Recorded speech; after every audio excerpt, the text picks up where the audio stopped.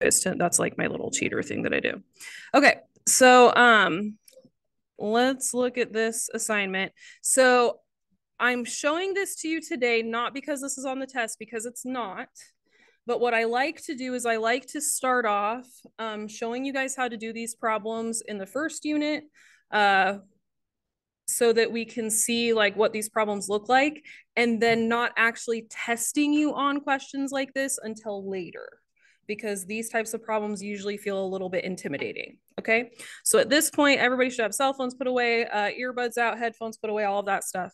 We're going to start off with this first problem. We have f of x equals, but you guys can use a y, you don't have to use an f of x. And then we have this quadratic, 2 times x minus 3 squared minus 1. And we're going to go ahead and we're going to plug that into Desmos. So go ahead and type that in. Y equals 2 times x minus 3 squared minus 1. And if you want to use colors to draw on your picture, you can, but you don't have to. And what we're going to do is we're actually going to look at the second question first. We're going to look at problem number 10 first, because it's a little bit easier to answer. So it says, what are the zeros of the function? Does anyone remember what another word for zeros is? X-intercepts. Yeah, X-intercepts. Zeros of the function are x-intercepts. So let's go ahead and let's figure out what those x-intercepts are on Desmos.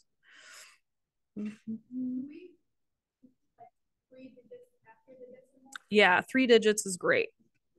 So I'm going to go ahead and write down those x-intercepts. And then I also want you guys to label it on the little graph. So I'm going to write these down as the answer for number 10. But I'm also going to label them on the picture of the graph right next to where they are, kind of like they are on Desmos right now. So I went ahead and I labeled them just so that I can see them. There we go. Okay. So number 9 says, where is the function negative? Does anyone remember what it means when it says the function? The y value.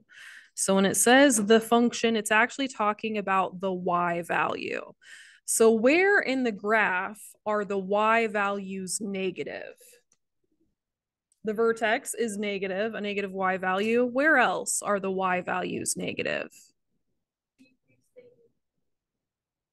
Not the whole decreasing interval, because like up here, this is a y value of positive 6. So I can see there's a y value that's negative down here. It's any place where the y value is less than 0. It's between the two x-intercepts. Yeah. So if you look, you can look back at Desmos, because Desmos can kind of be helpful here. The y value or the function is negative for all of these values here. See how if you look at your y coordinates, they're negative. So these are all negative y coordinates right in here. And so let's go back. And if you have another color handy, then you can go ahead and you can make this another color right here. So I'm going to make mine pink. And I'm going to circle number 9. So the function is negative in between the x-intercepts. Does that make sense? The y values are negative in between the x-intercepts. It also happens to be where the graph is below the x-axis.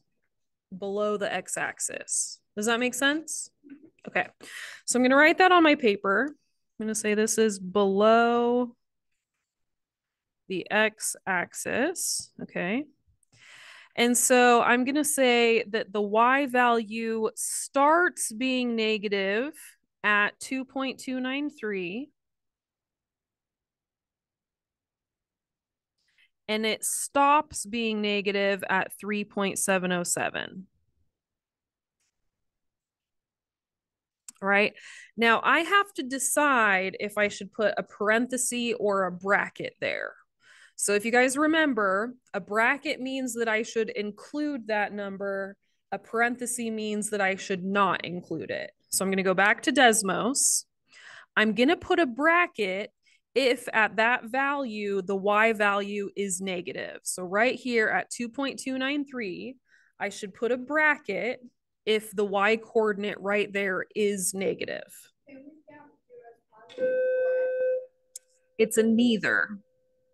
So 0 is not considered to be a positive number. It's not considered to be a negative number. It's like an in-between number. So if 0 is not negative, what should I put around the 2.293? Parenthesis. Okay. Now for the 3.707 over here, this is my other point. That's where it ended. That's where the negatives ended. It has a 0 for the y coordinate. Should I put a bracket or a parenthesis? Parenthesis. Okay. So for my answer for number 9, I should have 2.293, comma, 3.707 in parentheses on both sides. Okay, so these answers are in parentheses because they're written as points. This answer is in parentheses because I wrote the answer in interval notation. That's where you say it goes from one number to another number, and I'm doing parentheses because I'm not including the ends as part of the answer. I'm saying it started at this number, but I don't include that number. It ended at this other number, but I don't include that number. Does that make sense? Do you see why I'm not testing you on it tomorrow? I just want to explain it today. Okay. Now the next number or the next problem, number 11, says, where is f of x, which really means what? What does f of x mean? Y. It really means y. Where is y greater than 0? Where is y positive? So where on the graph should we be looking? Yeah, above the x-axis. Okay, so this part right here is what we're looking at. And with the green that I just did, I drew 2 sections. So I started here at a negative infinity because it's a left arrow. I started at a negative infinity and I went all the way to the 2.293. I started at the negative infinity and I went all the way to the 2.293. Now, negative infinity, I can never actually get there, right? I can never get to a number where I said, oh, I put my pencil there and I touched the number negative infinity. So I'm going to put a parenthesis there. Now here, I'm going to put a bracket if I actually touched the number. I'm going to put a parenthesis if I didn't. So this says the y is positive or it equals 0.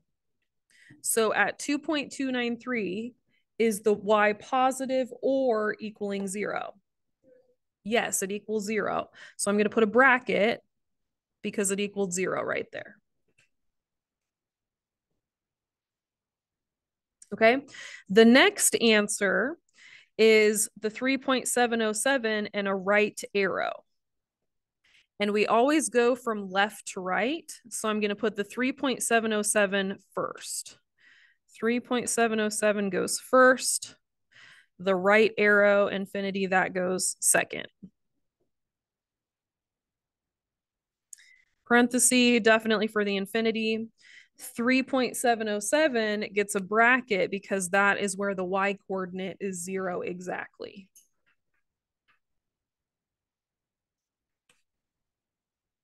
Wait until we're done with the first example. Okay. All right.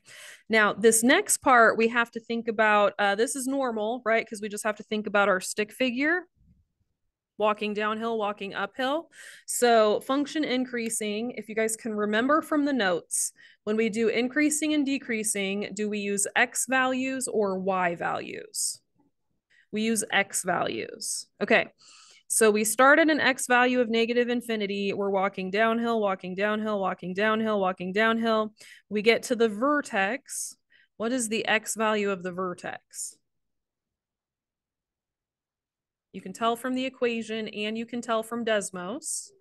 It's 3. Okay. And then from the vertex to the right arrow, that's where we are walking uphill, which means we are increasing. So what is the answer for increasing? The word increasing is between what two numbers? 3 to positive infinity. Okay.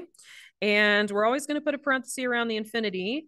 When we look at the 3, is the stick figure walking uphill when he's standing on the 3? No, he's standing still. He's in between uphill and downhill. So do not include the 3. Okay, let's go ahead and try the next one. You're good to go. Yeah.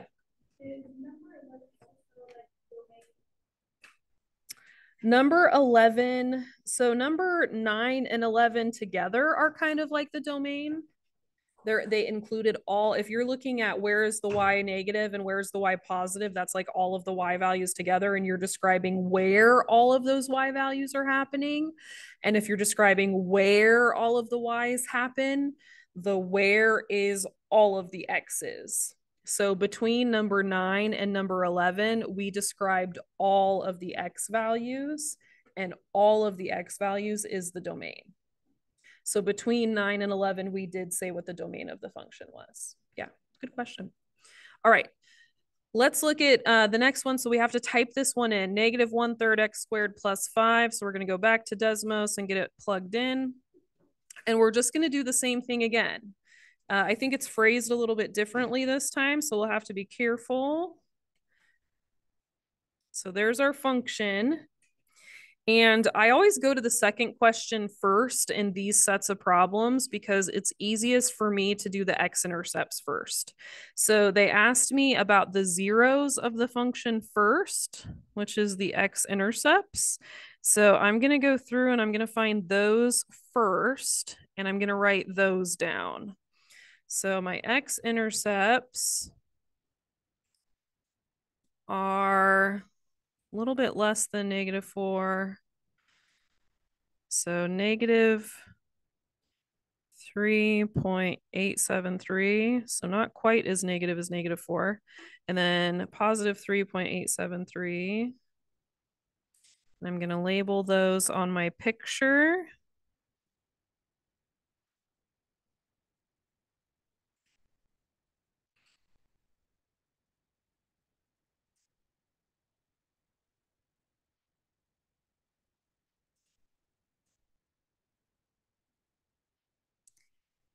And I know that when it says the function, it's really talking about the y value. And where is the function positive? Between the x-intercepts, it's above the x-axis.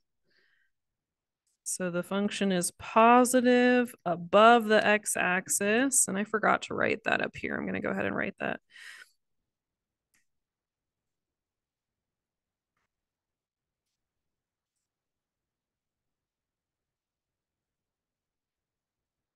Okay, so we're looking above the x-axis.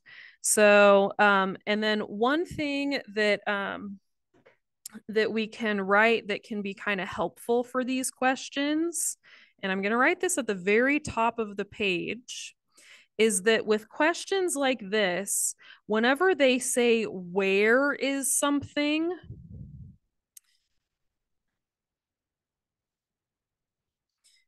if they ask a question and they want to know where something is, that means that they're asking for the x coordinate. If they ask a where question, they want the x coordinate.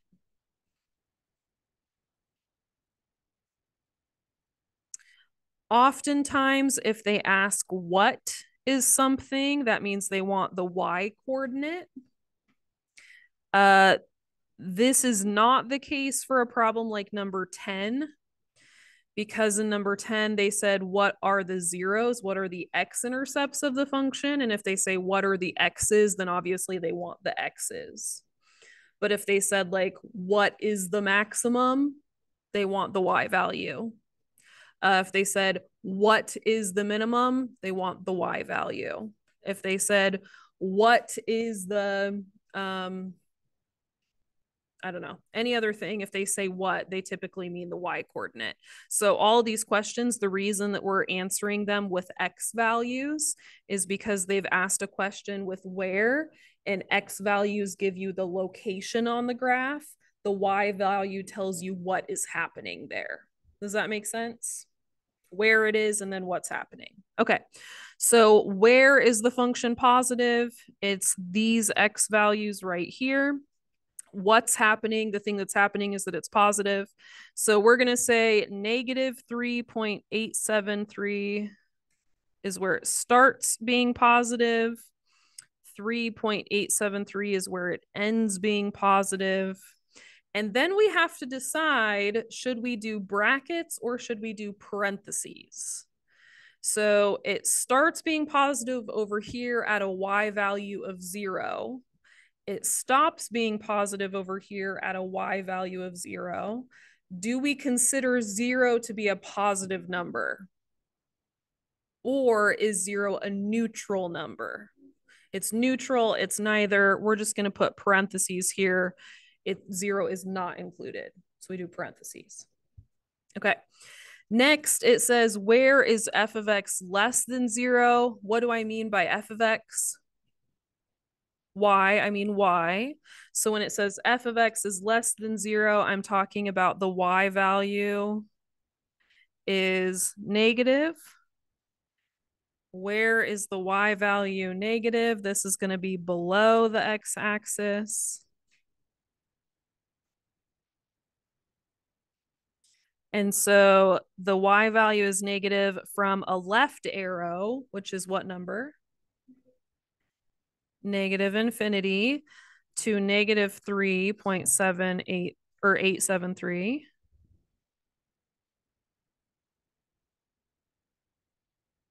Now, on the previous set of problems, we used a bracket when we did one of these ones.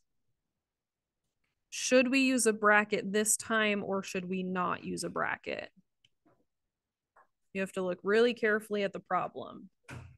Should we use a bracket or should we not? It doesn't say equal to. Does everyone see that? So when we looked at number 11, it said equal to 0, which is why we used a bracket, because the y coordinate is 0 at the number. This one does not say equal to 0. And since this is where it equals to 0, we cannot use a bracket here. It does not say equal to 0, so we cannot use a bracket. Okay, what should I put for my other answer?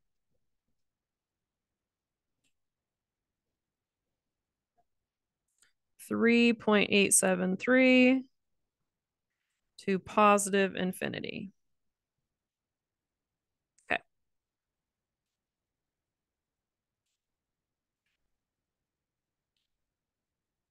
All right. I'm going to leave it there. Those are the two problems. I'm going to leave those as the only part that is it. There is one problem like this on the review. I do not want you to skip it. I want you to do it. Give it your best shot. So don't turn this in until you get to that problem on the review.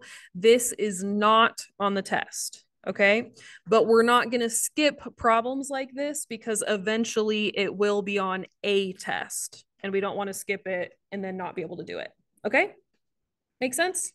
Okay, so we're gonna, for the rest of class,